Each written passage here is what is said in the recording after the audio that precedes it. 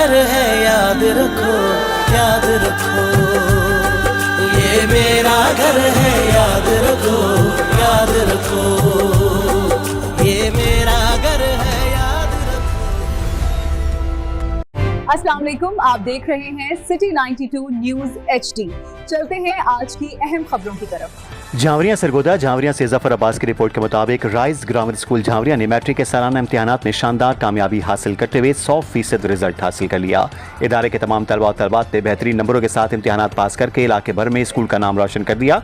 इस बेमिसाल कामयाबी पर स्कूल इंतजामिया और असातिज़ा ने बच्चों और उनके वालिदैन को मुबारकबाद पेश की है।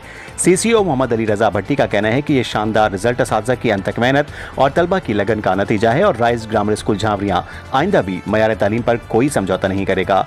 इलाका मकीनों और वालिदैन ने स्कूल के तदरीसी मयार को जबरदस्त अल्फाज में सराहा है। रिपोर्ट जफर अब्बास, सियासी रिपोर्टर, शाहपुर झावरिया। अब तक के लिए इतना ही। मजीद अपडेट्स के देखते रहें city 92 news HD। Stay tune with us.